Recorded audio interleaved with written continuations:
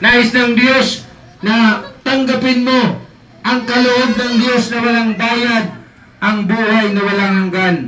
Ang ginawa ng ating Panginoong Hesus doon sa cross ng Kalbaryo na ibinigay niya ang kanyang buhay upang tayong lahat ay maligtas.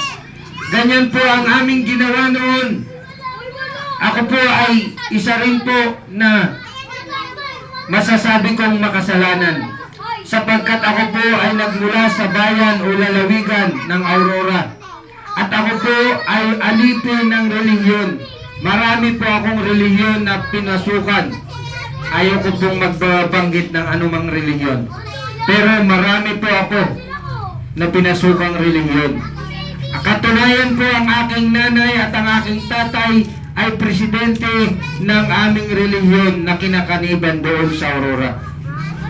Ang aking lolo at mga tiyuhin ay leader din ng kanilang mga relihiyon at sumama rin po ako sa kanila. Ang aking lola ay leader din po ng isang relihiyon. At yung aking mga kapinsan, mayroon din po silang sariling relihiyon. At yun po lahat po ay pinasukan ko. Sinubukan kong pumasok, subalit nakita ko na sa mga relihiyon na yun ay walang maayos na relasyon sa Diyos. Sapagkat pag-uwi ng bahay, nagmumurahan, nag-aaway, at walang kapayapaan sa kanilang tahanan. Subalit, nung ako po ay pumunta dito sa Cavite, doon po sa sikat, May 5, 2002, tinanggap ko si Kristo. Ganito kaibigan, ako po ay nakapakinig ng pangangaral ng salita ng Diyos na sinasabi ng mga ngaral noon. Sabi niya, kung ikaw kabataan ngayon, ama ng tahanan o ina ng tahanan, alipin ka ng kasalanan, alipin ka ng bisyo, alipin ka ng mga bagay na hindi makakatulong sa iyong buhay upang maranasan mo ang kapangyarihan ng Diyos. Alipin ka ng sama ng loob, ng galit. Kaibigan, ang kailangan mo si Kristo. At nung time na yun, kaibigan, May 5, 2002, tinanggap ko si Kristo bilang aking Panginoon at sariling tagapagligtas ng aking buhay. At simula po noon hanggang ngayon, masaya po akong naglilingkod sa ating Panginoong Hesus. Hindi ko sinasabing ako'y malinis na, hindi ko sinasabing ako'y hindi na nagkakasala. Iba yung namumuhay sa kasalanan kaysa umiiwas sa kasalanan. Kaibigan, dahil sa biyaya ng ating Panginoong Hesus, nagagawa ko ng iwasan ang kasalanan. Bagamat mayroon pa, dahil hindi pa tayo perpekto. Subalit ang nais ng Diyos ngayong hapon o ngayong gabi ay makamtan mo ang kaligtasan na ibinibigay niya, inaalok niya ngayong gabi sa iyo. Huwag mong hayaan na mabaliwala ang ganitong pagkakataon. Kaibigan, kung tatanungin kita ngayong gabi, kung kukunin ng Diyos ang buhay mo ngayon, handa ka na bang umarap sa ating Panginoon? Handa ka na ba na pumasok sa langit o natatakot kang mamatay? Kaibigan, hindi pa huli ang lahat. Ngayon na ang ngayon na ang panahon ng kaligtasan. Tanggapin mo si Kristo, tanggapin mo ang Panginoong Hesus na kumakatok sa iyong puso. Sabi ng Revelation, kung bubuksan mo ang iyong puso, siya'y papasok at sasalong kasama mo.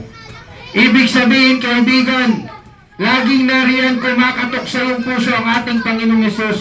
Ang kailangan mo lang, tanggapin mo siya bilang iyong Panginoon at sariling tagapagligtas ng iyong buhay. Kaya kung ikaw ngayon ay handa na, naririnig mo ako, at nagpapasya ka ngayong hapon o ngayong gabi, natatanggapin mo si Jesus bilang iyong Panginoon at sariling tagapagligtas. Hindi po reliyon ang tanggapin mo, kaibigan. Ang Panginoong Jesus ay kumakatok sa iyong puso. Kung handa ka na, igagayad kita sa maikling panalangin.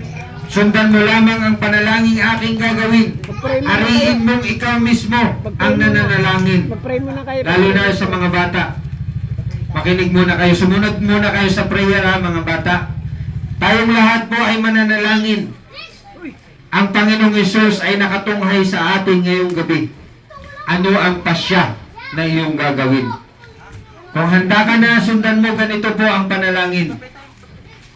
Panginoong Hesus, Panginoong Jesus, lumalapit po ako malapit po ako sa iyong harapan. sa iyong harapan. Inaamin ko, Naamin ko, ako'y makasalanan. ako'y makasalanan. Kailangan ko Kailangan ko ng iyong pagpapatawad. ng iyong pagpapatawa. Panginoong Hesus, Panginoong Jesus, patawarin mo ako tawarin mo ako sa lahat sa lahat ng aking mga kasalanan. aking mga kasalanan Mula sa aking pagsilang sa aking pagsilang hanggang sa oras na ito. hanggang sa oras na. Panginoong Hesus, Panginoong Jesus, tinatanggap kita natanggap kita bilang aking Panginoon aking Panginoon, at sariling tagapagligtas sariling tagapagligtas ng aking buhay. ng aking buhay. Isulat mo po Sulat mo po ang aking pangalan ang aking pangalan sa aklat ng buhay sa aklat ng buhay upang sa muli mong pagbabalik sa muli mong pagbabalik. ay makasama mo ako Makakasama mo ako sa iyong paraiso. sa iyong paraiso. Marami pong salamat Marami pong sa salamat biyaya, sa biyaya, sa pagpapala pala at kaligtasan. at kaligtasan. Ito po ang aking dalangin Ito ang aking dalangin sa pangalan ni Jesus. sa ngalan ni Jesus. Amen. Amen.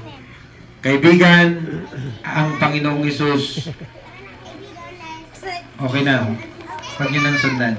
Ang Panginoong Hesus ay nakatunghay ngayong gabi. At sabi ng salita ng Diyos, isinulat na ang iyong pangalan sa aklat ng buhay. At ikaw ngayon ay tagapagmana ng kaharian ng ating Panginoon.